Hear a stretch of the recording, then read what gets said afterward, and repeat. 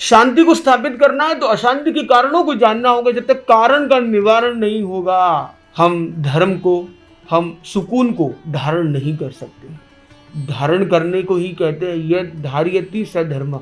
जिसको हम धारण करते हैं वह धर्म है। हमें क्या धारण करना है? जो जन साधारण कर सके और सर्वसाधारण में आ सके और हमारा जीवन असाधारण बन सके, वो शांति को हम कायम कर सके। तो हमें अशांति के मूल कारणों को समझना होगा, हिंसा के मूल कारणों को समझना होगा। और वहां हम जाते हैं, हम देखते हैं वह है तृष्णा, आसक्ति, लोभ, ग्रीड। ये एक मूल तत्व है जिसके कारण से आदमी उलझा हुआ है।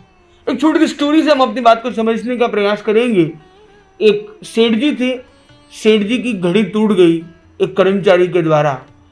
कर्मचारी पर सेठ हुए नाराज और कर्मचारी ने दिखाया अपना अलग ही अंदाज। और उसने अपने कहा कि सेठ जी, इतने लोग मर जाते हैं, आप नहीं रोते, आप नहीं इतना कोई परेशान होते हैं, ये तो अजीब है, ये तो वस्तु है, आप ही तो कहते हो वस्तु में इतना नहीं उलझना चाहिए। ये तो घड़ी थी, क्या है, घड़ी टूट गई तो टूट गई, गिर गई टूट गई।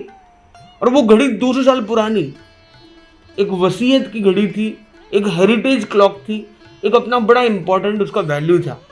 इधर रात भर सेठ जी को नींद नहीं आई, करवटें बदलते जा रहे हैं, नींद नहीं आ रही है। और वो कर्मचारी मस्ती की नींद ले रहा है, सैर सपाटे के साथ सो रहा है।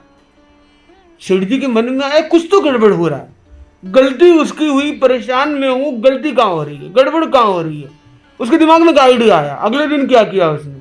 अगले दिन उसने कान में कुछ एक मंत्र डाला उस सेठ ने उस कर्मचारी को। अब सीन बदल चुका था, कर्मचारी को रात भर नींद नहीं आ रही थी, सेठ जी मस्ती की नींद ले रहे थे। क्या किया था उसने, सोचिएगा आप। और हम देखते हैं आगे क्या हुआ था। क्या आप जानना चाहेंगे? जी हाँ, चलो हम देखते हैं उसमें क्या हुआ।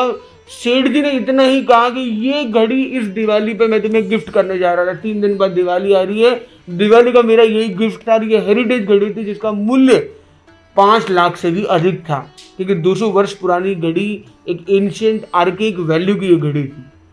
अब उसको नींद नहीं आ रही थी, तो नींद का कारण, नींद में खलल, अशांति का कारण था क्या?